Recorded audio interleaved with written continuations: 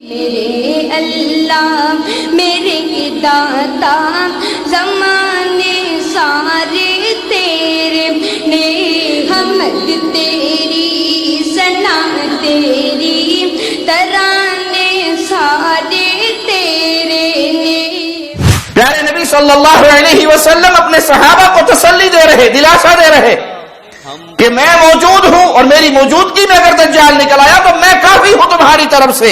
یہ دجال بہت بڑا فتنہ ہے اور اللہ نے اس کے مقابلے کے لیے ہمیں بہت بڑا ہتھیار دیا ہے۔ یہ موغلوں کا دعویٰ کرنے والے جو خالی ہاتھ ہیں، کچھ نہیں ہے اس کے پاس، اور دنیا ان کے پیچھے دوڑ رہی ہے، دنیا ان کے پیچھے لگی ہوئی ہے، عورتیں ان کے پیچھے لگی ہوئی ہیں۔ اس قرآن کی طرف لوٹئے۔ دجال کا مقابلہ کرنا ہو تو علاج قرآن ہے۔ آج کے دور میں بھی یہ جتنے پیر و فقیر، یہ بابے، جب رسول اللہ صلی اللہ علیہ وسلم نے یہ فرمایا کہ اس کا پہلا دن 1 سال کے برابر ہوگا، تو صحابہ نے فرمان مصطفیٰ کو سن کر اپنی عقل کے گھوڑے نہیں دوڑائے۔ میرے اللہ میرے داتا زمانے سارے تیرے نے۔ السلام علیکم ورحمۃ اللہ وبرکاتہ۔ ان الحمد للہ نحمده ونستعینه ونستغفره ونعوذ باللہ من شرور انفسنا ومن سیئات اعمالنا من يهده الله فلا مضل له ومن يضلل فلا هادي له أشهد أن لا إله إلا الله وحده لا شريك له وأشهد أن محمدا عبده ورسوله أما بعد۔ دنیا کی یہ زندگی بہت مختصر زندگی ہے، بہت جلدی یہ جہاں سمیٹ دیا جانا ہے، بہت جلدی قیامت قائم ہونے والی ہے۔ قیامت کب قائم ہوگی اس کا علم تو صرف اللہ کے پاس ہے، لیکن رسول اللہ صلی اللہ علیہ وسلم نے قیامت کی کچھ نشانیاں بیان کی ہیں۔ قیامت کی بڑی بڑی نشانیاں جو پیارے حبیب علیہ الصلاۃ والسلام کے فرامین میں بیان ہوئی، آئیے وہ سنتے ہیں اور اللہ سے دعا کرتے ہیں کہ اللہ قیامت کے دن انسانیت 2 گروہوں میں تقسیم ہوگی، ایک ہمیشہ کی جنت اور ایک ہمیشہ کی جہنم میں۔ تو اپنی رحمت سے، اپنے فضل سے، اپنے کرم سے ہمیں ان پیاروں میں شامل فرمانا جو بغیر حساب کے، بغیر عذاب کے، بغیر عقاب کے تیری رحمت سے، تیرے فضل و کرم سے جنت کے مہمان بنیں گے۔ پیارے نبی صلی اللہ علیہ وسلم کے صحابی سیدنا حذیفہ بیان کرتے ہیں کہ پیارے نبی علیہ الصلاۃ والسلام نے ہمیں جھانک کر پوچھا جب ہم باتیں کر رہے تھے، ما تذکرون، تم کیا باتیں کر رہے ہو؟ ہم نے کہا اللہ کے نبی صلی اللہ علیہ وسلم ہم قیامت کا ذکر کر رہے ہیں۔ تو آپ نے فرمایا انہا لن تقوم حتی ترون قبلہا 10 آیات، یہ اس وقت تک قائم نہیں ہوگی جب تک تم اس کے قائم ہونے سے پہلے 10 نشانیوں کو نہ دیکھ لو۔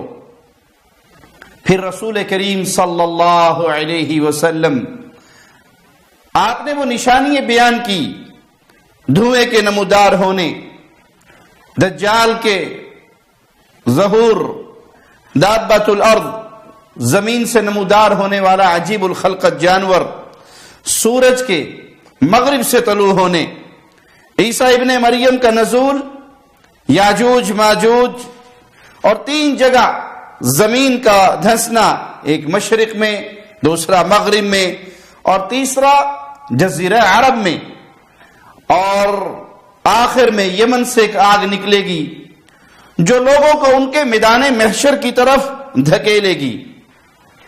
یہ نشانیاں پیارے نبی صلی اللہ علیہ وسلم نے بیان فرمائی. یہ قیامت کی بڑی نشانیاں ہیں. ان کی حقیقی ترتیب اللہ کے علم میں ہے، لیکن یہ قیامت کی بڑی نشانیاں ہیں. سیدنا عبداللہ بن عمر بیان کرتے ہیں پیارے نبی صلی اللہ علیہ وسلم کا فرمان، ان اول الآیات خروجا طلوع الشمس من مغربها. قیامت کی جو نشانیاں ہیں ان میں پہلی نشانی سورج کا مغرب سے طلوع ہونا. وخروج الدابة على الناس ضحى وأيهما ما كانت قبل صاحبتها فالأخرى على إثرها قريب. پہلی نشانی کہ سورج مغرب سے طلوع ہوگا اور دن چڑھے لوگوں کے سامنے زمین کے چوپائے کا نکلنا. ان میں سے جو نشانی دوسری سے پہلی ظاہر ہو گئی تو دوسری اس کے بعد جلد ہی نمودار ہو جائے گی. اور ایک حدیث میں ہے کہ توبہ کا دروازہ کھلا ہے، انسان اپنے گناہوں سے توبہ کر سکتا ہے. کب تک؟ جب تک سورج مغرب سے طلوع نہیں ہوتا. جب یہ سورج مغرب سے طلوع ہوگا تو پھر توبہ کا دروازہ بند ہو جائے گا. اس سے پہلے توبہ کا دروازہ ہے. یا روح انسان کے حلق میں آ کے نہیں اٹک جاتی، یقین کامل ہو جاتا ہے کہ اب موت میرے سامنے ہے. اس سے پہلے توبہ کا دروازہ کھلا ہے. قیامت برپا ہو کر رہنی ہے. یہ کڑوی حقیقت ہے، یہ شدید دن واقع ہونا ہے. اس سے پہلے اپنے نام اعمال کو دیکھ لیجئے، غور کر لیجئے، اپنی خطاؤں پر اللہ سے معافی مانگ لیجئے. خوش نصیب اور کامیاب انسان وہی ہے جو اپنے معاملات کو خود دیکھ کر اپنے اللہ کے سامنے جھک جائے، اپنی خطاؤں پہ شرمندہ ہو جائے، آئندہ نہ کرنے کا عزم کرے، اللہ سے معافی مانگے تو رحمان رحم فرمانے والی ذات اپنے بندوں کے گناہوں کو معاف فرما دیتی ہے. سیدنا عبداللہ بن عمر رضی اللہ عنہما بیان کرتے ہیں، اور یہ روایت مسند احمد میں 7040 نمبر کہ رسول اللہ صلی اللہ علیہ وسلم نے فرمایا، الآیات خرزات منظومات فی سلک.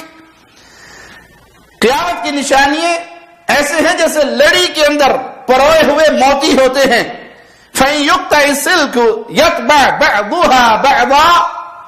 اگر وہ موتیوں کی لڑی ٹوٹ جائے تو کیسے موتی کے اوپر موتی آ کر گرتے ہیں، اسی طرح قیامت کی نشانیاں جب ظاہر ہونے لگیں گی تو یہ کے بعد دیگرے ظاہر ہوتی جائیں گی. موتی کی مالا کاٹ دی جائے، توڑ دی جائے تو یہ نہیں کہ ایک موتی گرے گا اور پھر کافی عرصے کے بعد دوسرا آئے گا. جیسے موتی پر موتی گرتے ہیں فوراً ہی ساری مالا بکھر جاتی ہے.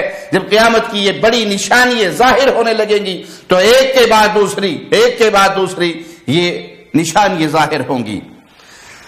نبی کریم صلی اللہ علیہ وسلم نے ایک صبح دجال کا ذکر کیا.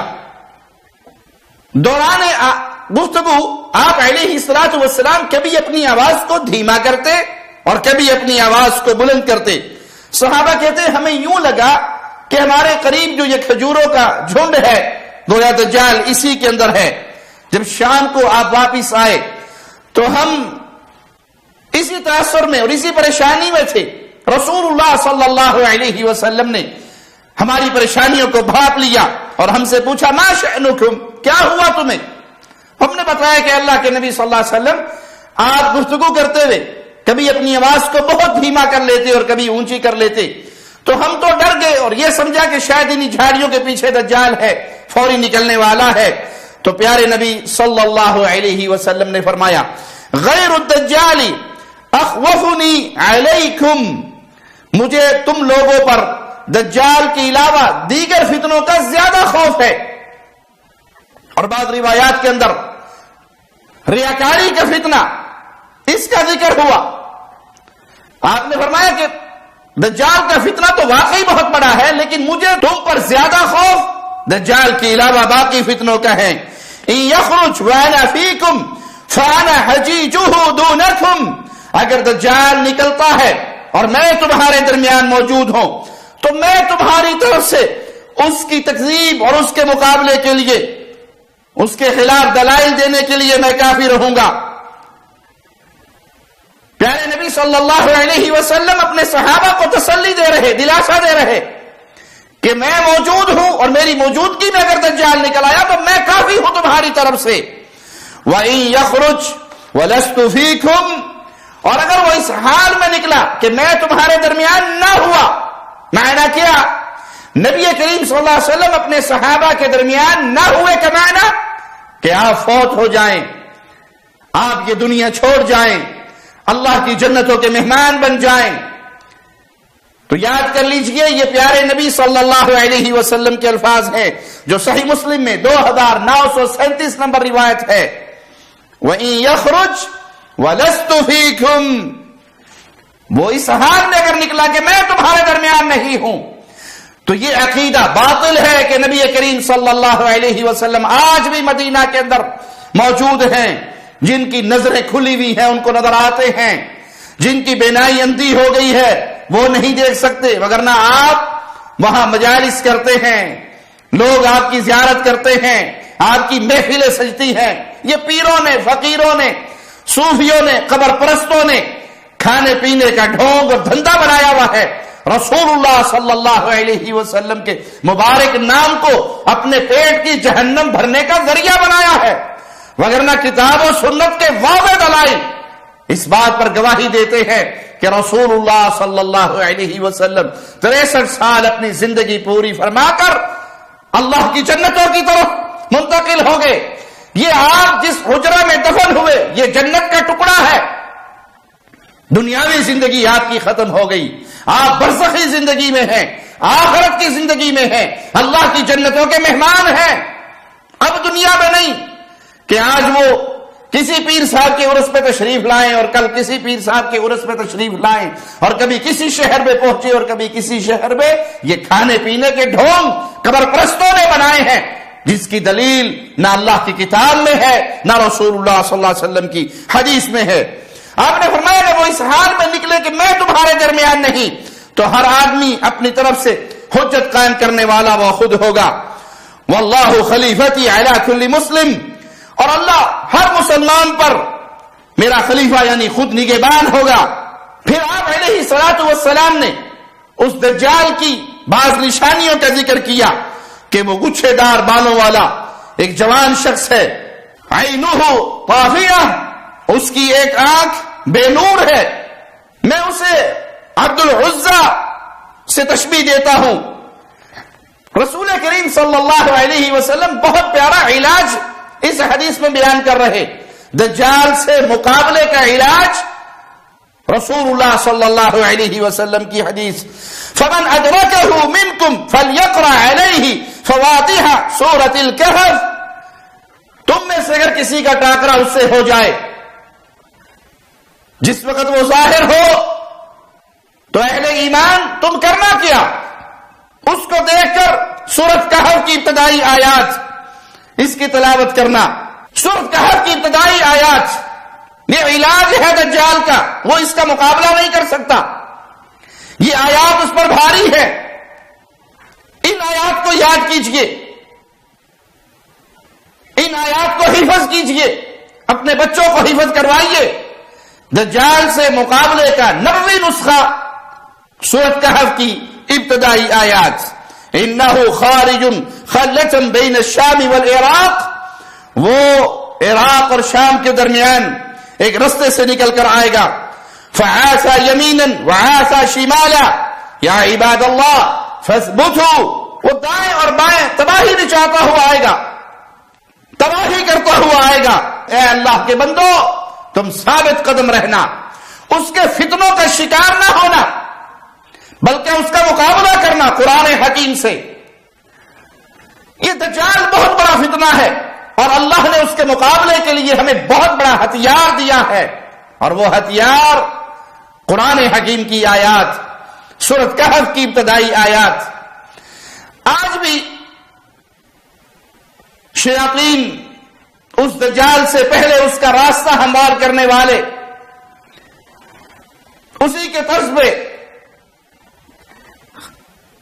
لوگوں کو برباد کرنے والے،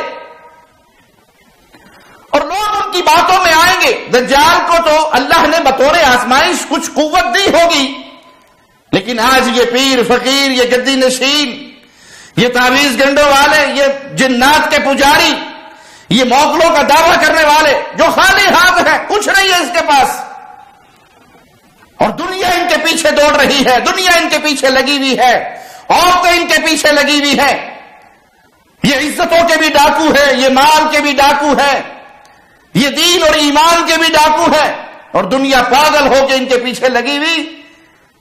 اللہ کے نبی صلی اللہ علیہ وسلم نے اتنے بڑے فتنے کا ذکر کر کے اور اس کا علاج بیان کر کے امت کو کہا کہ تم ثابت قدم رہنا، اور آج امت کا بہت بڑا ٹولہ ان پیروں فقیروں، ان بابوں کے، ان بڑھانا پڑے ہوئے ملنگوں کے پیچھے اپنے ایمان کو، اپنی عزتوں کو برباد کرنے پر تلے ہوئے ہیں۔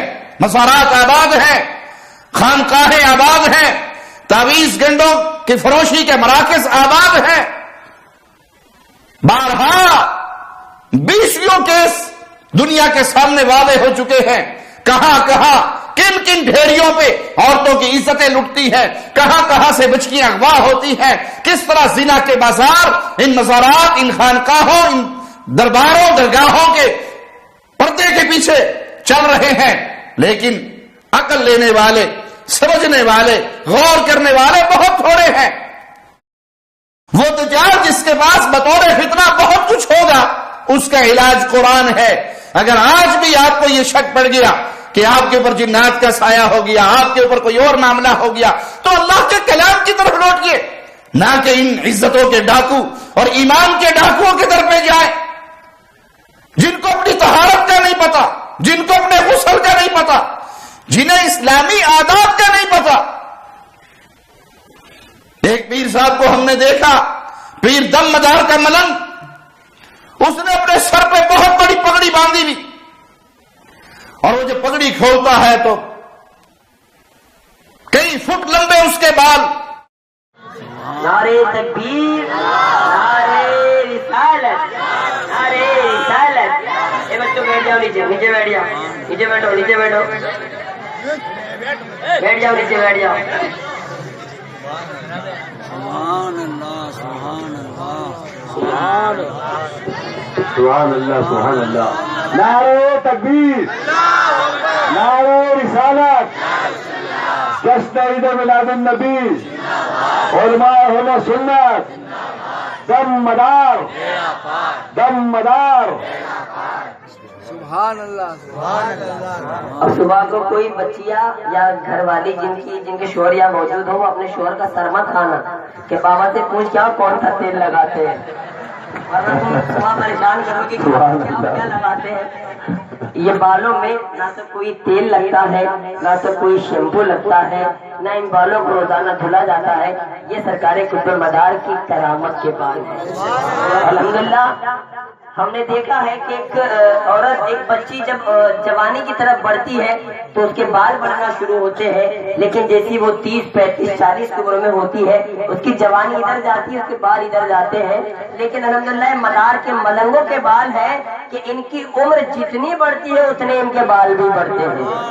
آپ کے پیر و مرشد حضور فخر ملنگا کے پیر و مرشد حضور تاجدار ملنگا حضرت بابا سید معصوم علی شاہ ملنگ کے 22 فٹ کے بال ہیں، کسی ملنگ کے 35 فٹ، کسی کے 45 فٹ، اور ایک ملنگ تو ایسے ہوئے جن کے 125 فٹ کے بال تھے۔ الحمدللہ اس ذکر عالیہ مداریہ کی کرامت ہے، یہ سرکار قطب المدار کی کرامت ہے۔ الحمدللہ بڑے خوش نصیب ہے کہ آج آپ کو یہ موقع میسر آیا، بڑے قابل تعریف ہے آپ لوگ، سب کو مبارکباد۔ اور پھر ان بالوں پر مقابلہ ہوتا ہے، فلاں ملنگ کے اتنے لمبے تھے اور فلاں ملنگ کے اتنے لمبے تھے، نہ وہ بال دھوئے گئے نہ وہ بال صاف ہوئے، اور وہ اتنے لمبے بال شریعت محمدیہ کی تعلیمات نہیں ہے، مردوں کو اس کی اجازت نہیں۔ رسول اللہ صلی اللہ علیہ وسلم کی مبارک زلفیں آپ کے کانوں کی لو تک یا آپ کے کندھوں کے برابر ہوتی تھی۔ یہ 3 میٹر، یہ 4 میٹر لمبے بال، یہ کون سا دین ہے؟ یہ ہندوؤں کا دین تو ہو سکتا ہے، محمد الرسول اللہ صلی اللہ علیہ وسلم کا دین نہیں۔ ان کے پلے میں کچھ نہیں. ان کی درگاہوں پہ جا کے اپنے ایمان کا کباڑہ نہ کریں. آیت الکرسی یاد کریں, سورۃ کہف کی ابتدائی آیات یاد کریں, سورۃ بقرہ کی آیات جس میں جادو کے ابطال کا ذکر ہے اس کو یاد کریں. وَاتَّبَعُوا مَا تَتْلُو الشَّيَاطِينُ عَلَى مُلْكِ سُلَيْمَانَ وَمَا كَفَرَ سُلَيْمَانُ وَلَكِنَّ الشَّيَاطِينَ كَفَرُوا يُعَلِّمُونَ النَّاسَ السِّحْرَ. ان آیات کو پڑھ کے جادو کے مریض پہ دم کریں, سورۃ فاتحہ کو پڑھ کے دم کریں, سورۃ فلق اور ناس کو پڑھ کے دم کریں. یہ قرآن علاج ہے, یہ قرآن شفا ہے, جسموں کی بھی شفا, روحانیت کی بھی شفا, اور دنیا کے ہر مسائل کا حل ہے. اس قرآن کی طرف لوٹیے.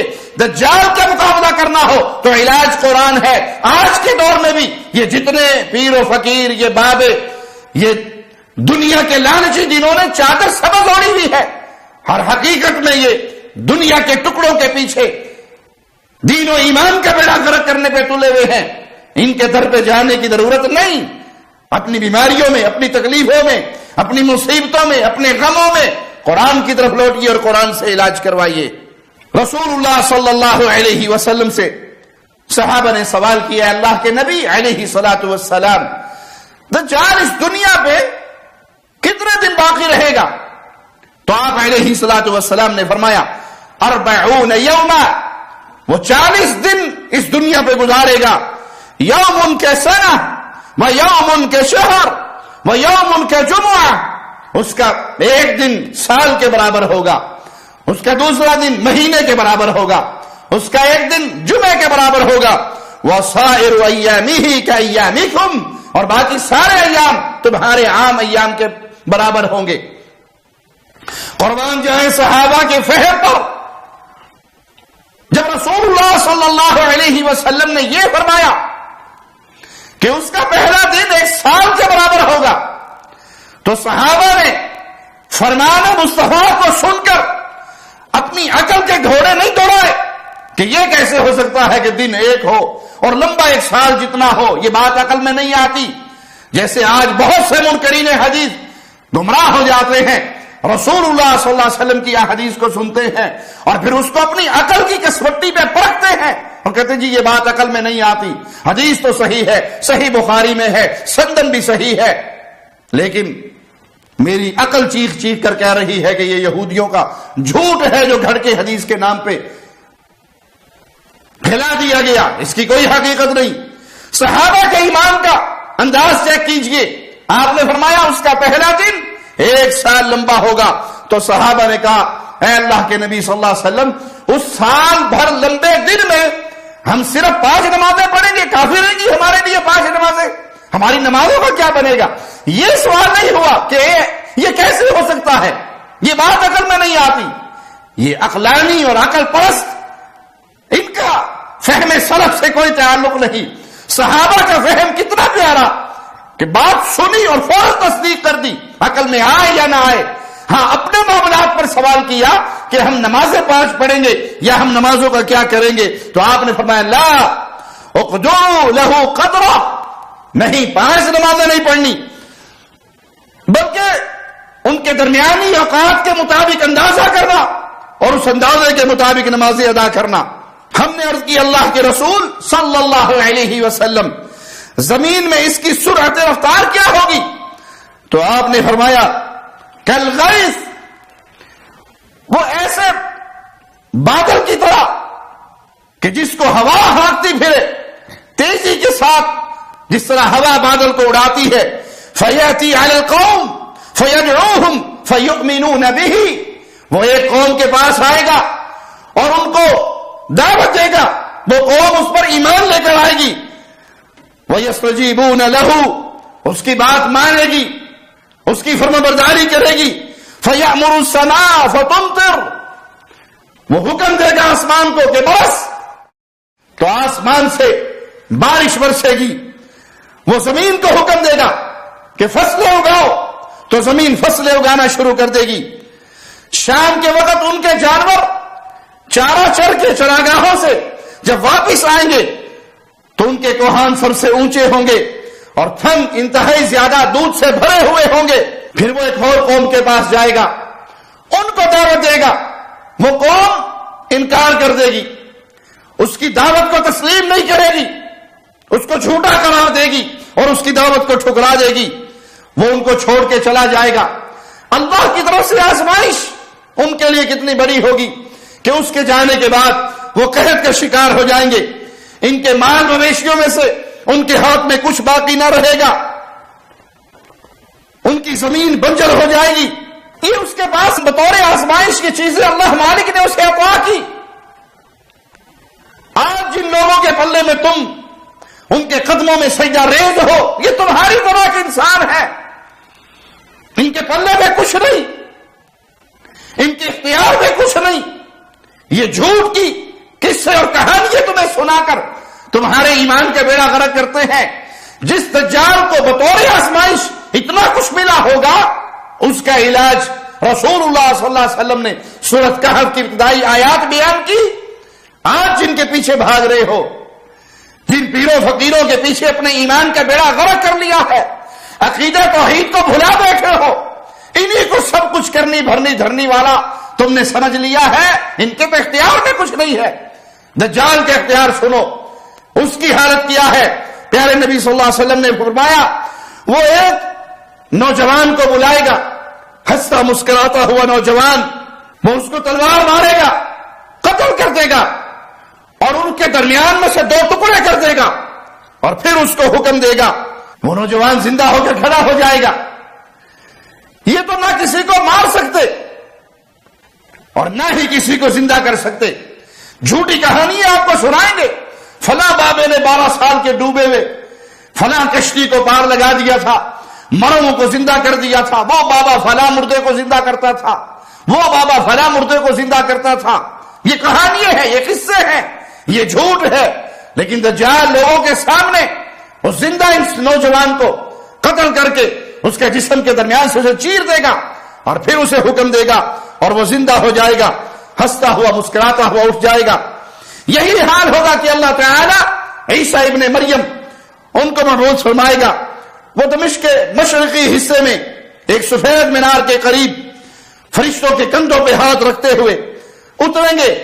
جب اپنا سر جھکائیں گے تو اس سے پانی کے قطرے ایسے گریں گے جیسے موتی گرتے ہیں۔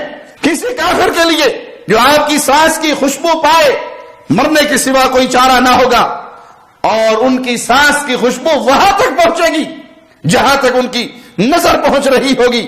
عیسیٰ علیہ السلام اس دجال کو تلاش کریں گے تو مقام لطف پر اسے پائیں گے، وہیں اسے قتل کر دیں گے۔ پھر عیسیٰ علیہ السلام لوگوں کے پاس آئیں گے جنہیں اللہ نے دجال کے فتنے سے محفوظ رکھا ہوگا، تو اپنے ہاتھ ان کے چہروں پر پھیریں گے اور انہیں جنت میں ان کے درجات کی خبر دیں گے کہ تم اس آزمائش پر ثابت قدم رہے اور اس کے فتنے سے محفوظ رہے، تمہارے جنت میں درجات بلند ہوئے۔ وہ اسی عالم میں ہوں گے کہ اللہ تعالی وہی فرمائے گا کہ میں نے اپنے پیدا کیے ہوئے بندوں کو باہر نکال دیا ہے، اور اس سے مراد یاجوج ماجوج ہے۔ یہ ایسی قوم ہے کہ کسی کے اختیار میں نہیں کہ وہ ان سے جنگ کر سکے۔ میری بندگی کرنے والوں کو اکٹھا کریں اور انہیں طور پہ لے جائیں، اور اللہ یاجوج ماجوج کو بھیج دے گا۔ وہ ہر اونچی جگہ سے امڑتے ہوئے آئیں گے۔ ان کے پہلے لوگ میٹھے پانی کی ایک جھیل کے پاس سے گزریں گے، اور اس میں جو پانی ہوگا وہ ان کے ابتدائی افراد ہی پی لیں گے۔ جب ان کے آخری افراد وہاں سے گزریں گے تو پانی نام کی کوئی چیز نہیں ہوگی، اور وہ کہیں گے کہ یہاں کبھی پانی بھی ہوا کرتا تھا۔ اللہ کے نبی عیسیٰ علیہ السلام اپنے ساتھیوں کے ساتھ محصور ہو جائیں گے، اور ان کی غربت کی کیفیت کیا ہوگی کہ اگر کسی کو بیل کا ایک سر مل جائے تو وہ انہیں اتنا پسند ہوگا جتنا آج کسی کو 100 دینار دے دو سونے کے، اس سے زیادہ پسند ہوگا اس غربت کی حالت میں بیل کے سر کا مل جانا۔ اللہ کے نبی عیسیٰ علیہ السلام اللہ سے دعائیں کریں گے، گڑ گڑائیں گے، اور اللہ کے سامنے سوالی بنیں گے کہ اس یاجوج و ماجوج سے ہماری جان چھڑا دی جائے۔ اللہ خالق و مالک ان کی گردنوں پر کیڑے کا ایک عوام مسلط کر دے گا، ایک کیڑا نمودار ہوگا، جو ان کی گردنوں پر ہوگا، جس سے یخلق ان سب کی موت ہو جائے گی، وہ سب ہلاک ہو جائیں گے۔ پھر اللہ کے نبی عیسیٰ علیہ الصلوۃ والسلام میدانی زمین پر اتریں گے تو زمین ان کے لاشوں سے ایسے بھری ہوئی ہوگی گویا ایک بارش کی جگہ بھی خالی نہیں۔ پھر اللہ کے سامنے سوالی ہوں گے کہ ان کی بدبودار جسموں سے ہماری جان چھڑا دی جائے۔ پھر اللہ ایسے پرندے بھیجے گا جن کی گردنیں بغتی اونٹوں کی طرح ہوں گی، اور وہ ان لاشوں کو اٹھا کر جہاں اللہ چاہے گا وہاں پھینک دیں گے۔ پھر اللہ بارش کا نزول فرمائے گا، ایسی بارش جس سے نہ کوئی اینٹوں کا گھر باقی بچے گا، نہ اون کا خیمہ کوئی اور مہیا کر سکے گا، اور اس بارش سے اللہ زمین کو دھو کر شیشے کی طرح صاف کر دے گا۔ پھر زمین سے کہا جائے گا اپنا اناج، اپنے خزانے اگل۔ زمین اپنا پھل اگائے گی۔ ان پھلوں کی کیفیت حدیث میں بیان ہوئی، ایک انار ایک جماعت کو کافی ہوگا، اور وہ انار اتنا بڑا ہوگا کہ اس کے سائے کے اندر لوگ آرام کر سکیں گے۔ اور دودھ میں اللہ اتنی برکت ڈال دے گا کہ اونٹنی کا دودھ لوگوں کی ایک بڑی جماعت کو کافی ہوگا، اور گائے کا دودھ ایک دفعہ نکالا ہوا ایک قبیلے کو کافی ہوگا، بکری کا دودھ ایک قبیلے کی ایک شاخ کو کافی ہوگا۔ اسی حال میں اللہ مالک ایک عمدہ ہوا چلائے گا، ایک پاکیزہ ہوا بھیجے گا، وہ لوگوں کو ان کی بغلوں کے نیچے سے پکڑے گی، اور ہر مومن ہر مسلمان کی روح قبض کر لی جائے گی۔ بدترین لوگ زمین پہ رہ جائیں گے، وہ گدھوں کی طرح برسر عام لوگوں کے سامنے اختلاط کریں گے، اور انہی بدترین لوگوں پر قیامت قائم ہوگی۔ اہل ایمان کو اٹھا لیا جائے گا، ایک پاکیزہ مبارک روح مبارک ہوا کے چلنے سے ان کی روحیں قبض کر لی جائیں گی، انہیں موت آ جائے گی۔ پھر جو لوگ بچیں گے وہ شریر ترین لوگ ہوں گے، مخلوق کی سب سے بری قسم ہوگی، وہ اعلانیہ لوگوں کے سامنے بے حیائی اور بدکاری کریں گے۔ سیدنا ابو سعید رضی اللہ عنہ وارضہ بیان کرتے ہیں کہ رسول اللہ صلی اللہ علیہ وسلم نے فرمایا، لا تقوم الساعة حتى تمتلئ الارض ظلما وعدوانا، اس وقت تک قیامت قائم نہیں ہوگی جب تک زمین ظلم و زیادتی سے بھر نہ جائے۔ اس زمین پہ ظلم و زیادتی ہوگی، زمین اس سے بھر جائے گی۔ جب یہ کیفیت ہوگی تو رسول اللہ صلی اللہ علیہ وسلم نے فرمایا، ثم يخرج رجل من عترتي، پھر میری اہل بیت میں سے ایک آدمی اٹھے گا، او من اہل بیتی يملؤها قسطا وعدلا، وہ جو میری اہل بیت میں سے آئے گا، جس طرح زمین ظلم اور ستم سے بھری ہوگی وہ اس کو عدل اور انصاف سے بھر دے گا، تمام ظلم کا خاتمہ کرے گا۔ کما ملئت ظلما وعدوانا، جیسے یہ زمین ظلم و ستم سے بھری ہوئی تھی، وہ اس سارے ظلم و ستم کو ختم کر کے عدل و انصاف کا بول بالا کرے گا۔ یہ ہے امام مہدی کا وہ تصور جو رسول اللہ صلی اللہ علیہ وسلم نے دیا۔ اور مستد احمد کی ایک روایت میں ان کی نشانی یہ بھی بیان ہوئی، اجلا اقرا، روشن چہرے والا، باریک اونچی اور درمیان سے اٹھی ہوئی ناک والا، یہ پیارے نبی صلی اللہ علیہ وسلم کے آل میں سے ہوگا، اہل بیت میں سے ہوگا۔ یہ تصور ہے جو رسول اللہ صلی اللہ علیہ وسلم نے پیش کیا، صحیح حدیث کی روشنی میں ہم آپ کے سامنے پیش کر رہے ہیں کہ یہ امام مہدی آئیں گے، ظلم اور ستم کو ختم کریں گے، زمین کو عدل و انصاف کا گہوارہ بنائیں گے۔ ایک امام مہدی کا تصور روافض بھی پیش کرتے ہیں، اللہ اور اس کے رسول کے دشمن، قرآن کے دشمن، اسلام کے دشمن، یہودیوں کی بنائی ہوئی سازشی تحریکوں کے کارکن، ایک تصور ان کا ہے۔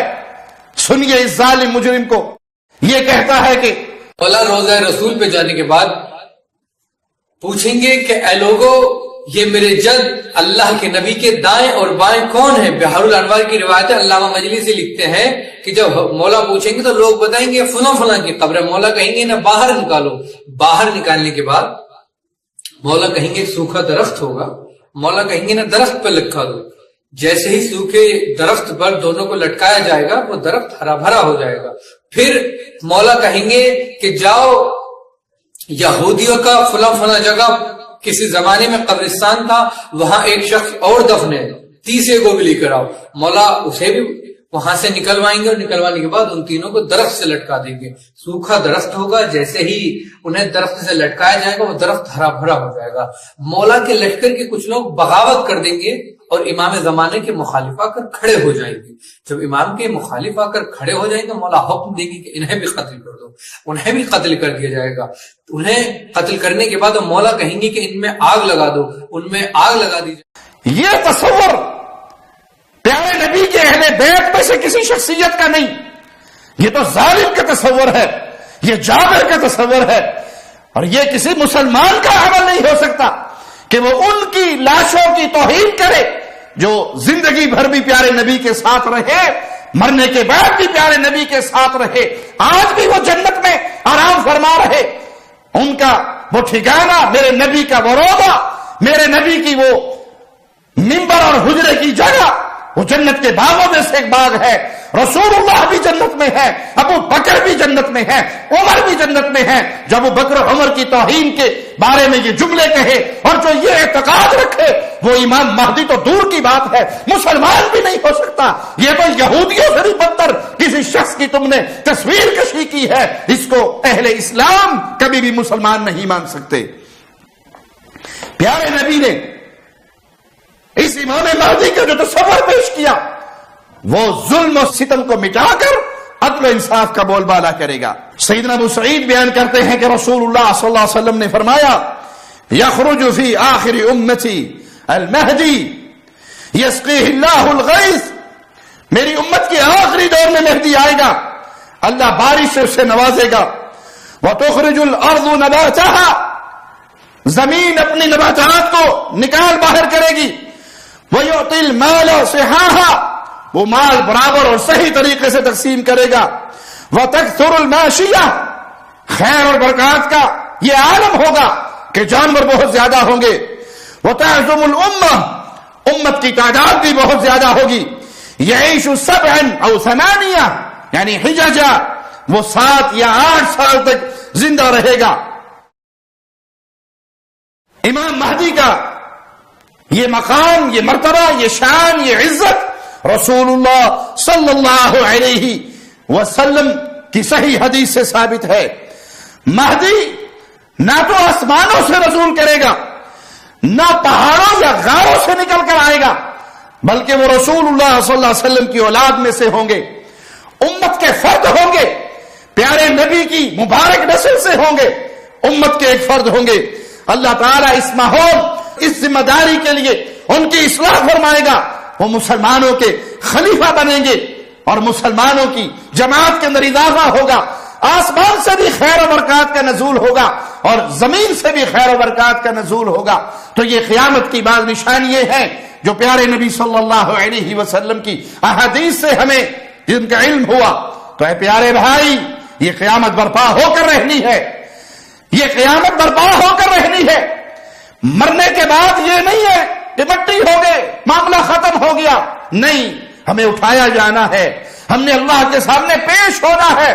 اس لیے ہم جب کسی غم, مصیبت یا کسی کی موت کی خبر سنتے ہیں تو ہم کہتے ہیں انا للہ و انا الیہ راجعون, کہ ہمارا عقیدہ ہے ہم نے لوٹنا ہے اللہ کی طرف.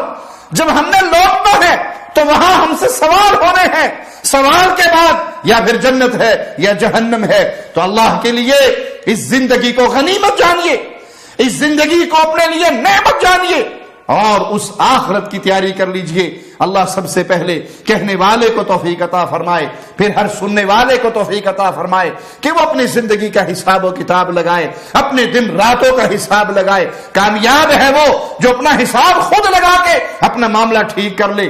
اللہ ہمیں خیر پہ زندہ رکھے, ایمان پہ زندہ رکھے, ہماری خطاؤں کو اپنی رحمتوں سے معاف فرمائے, ہمیں حسن خاتمہ عطا فرمائے, نیک موت عطا فرمائے, ایمان کی بہترین حالت میں موت عطا فرمائے. اس حال میں اپنے پاس بلائے. اللہ ہم سے راضی ہو, ہم اپنے اللہ سے راضی ہوں. اقول قولی ھذا واستغفر اللہ لی ولکم ولسائر المسلمین.